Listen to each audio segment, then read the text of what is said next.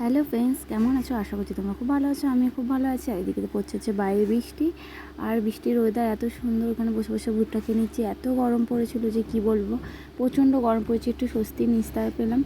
আর এখানে দেখো আমার ছেলেকে একটু ঘুম পাড়িয়ে নিচ্ছি। রাত্রিবেলা ঘুমিয়ে পড়ে 9টা-10 নাগাদ তো শুয়ে পড়ে ও, খুব একটা রাত্রিবেলা জানায় না শোয়া নিয়ে।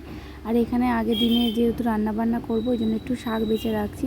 একটু কাজ বাজগুলো জানো তো একটু এগিয়ে রাখলে না পরের দিন আমার একটু কাজ করতে সুবিধা হয়, রান্নাটা করতে। আমি চেষ্টা করি কী বলতো, রান্নাটা একটু সকাল সকাল করে নেওয়ার চেষ্টা করি, তারপর বাদবাকির সময়টা আমার ছেলেকে তাহলে দিতে পারি। আর সকালবেলা উঠলে যেটুকু টাইম রান্না করে বেশিরভাগ সময় ও ঘুমায়। যতক্ষণ ঘুমায় ভাবি তাড়াতাড়ি করে রান্নাটা করে নিই। রান্নাটা আরও উঠে পড়লে একটু ঘ্যান ঘ্যান করবে, থাকবে, তখন আমাকে চাইবে, তখন আমার কাজবাজগুলো সেরে উঠতে একটু লেট হয়ে যায়।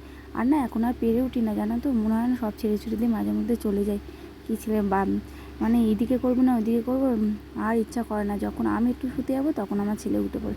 সারাটা দিন ছেলেটাকে নিয়ে কাটাতে হয়, সারাটা দিন। সেই রাত্রিবেলা একটু বিছনায় পিঠ ঠাকা একটু শুই। আর ছেলে যে দুপুরবেলা শুলে তাহলে আমি একটু শুলাম, যদি না শুলে তো ব্যাস সারাটা দিন আমার জেগে থাকা। তো কিছুর মধ্যেও একটা সুখ হচ্ছে আমার ছেলে।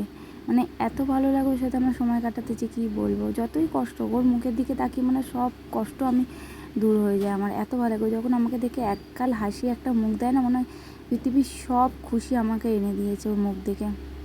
আমার জন্য সবথেকে বড় পাওয়া হচ্ছে আমার ছেলে। মানে একটা বাচ্চাকে না দেখে যে একটা মাই শুধু ভালোবাসতে পারে, মা বাবা দুজনেই। ওকে আমি যখন ধারণ করেছি মানে তখন থেকে, মানে ওকে দেখি তার আগে থেকে, মানে একটা ফিলিংসই আলাদা। প্রতিটা মায়ের ক্ষেত্রেই সেই একই সেম জিনিস। আমার ক্ষেত্রে কিছু আলাদা না, প্রতিটা মায়ের ক্ষেত্রেই সমান। আর এখন জানো তো, এখন নতুন নতুন অনেক কিছু করতে শিখেছে। হাসা, খেলতে শিখেছে, তারপর খুব বদমাইশি করতে শিখেছে, অনেক কিছু শিখছে নতুন নতুন। আর সেইগুলো দেখে তো আমি প্রচুর খুশি হয়েছি। মানে এক একটা দিন এক এক রকমভাবে সুন্দরভাবে কাটছে, এক একটা দিনও এক এক রকমভাবে আমাকে দেখাচ্ছে খেলা ও সব কিছু।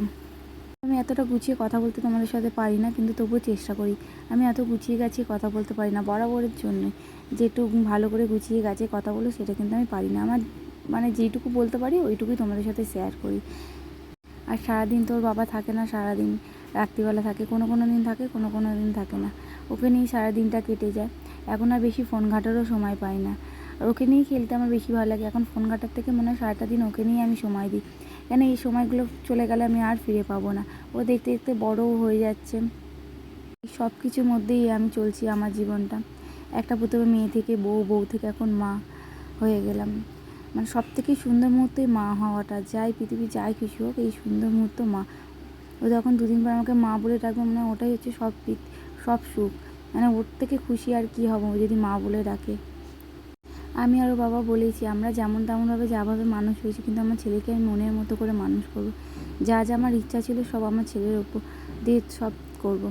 যা যা আমি চেয়েছি, যা যা করতে চেয়েছি সব আমার ছেলেকে শেখাবো, করাবো। জানি না ও কতটুকু করবে, কিন্তু আমার তো খুব ইচ্ছা, আমার বলো ওর বাবার বলো, খুব ইচ্ছা ছেলেকে সুন্দরভাবে মানুষ করার মতো। আমরা তো খুব হাই পাই না, আমরা মধ্যবিত্ত। আমাদের যেইটুকু রোজগার করে ওইটুকু রোজগারের মধ্যে পুরো সংসারটা চালাতে হয়। এখন বাচ্চা হয়েছে, বাচ্চাটাকে বাচ্চার দুধ খাওয়া দাওয়া সব কিছু আমাদের হ্যাবক, টাকা পয়সাও নেই যে কি, আর ওইটুকুর মধ্যেই সারা পুরো মাসের সংসারটা আমাদের চালাতে হয়। ওর বাবা যাই হোক বলেছে, আমি যাই হোক কষ্ট করে যা করে হোক আমি সেটাকে ভালো করে মানুষ করব। তার জন্য আমাকে যদি বেশি খাটতে হয় আমি তাও খাটবো। জানি না কতটা ছেলেকে মনের মতো করে মানুষ করতে পারবো, কিন্তু আমার ওদের খুব ইচ্ছা ছেলে একটা মনের মতো করে মানুষ হোক। চলো বন্ধু, ভিডিও যেখানে শেষ করুন, সবাই ভালো থেকে সুস্থ, টাটা।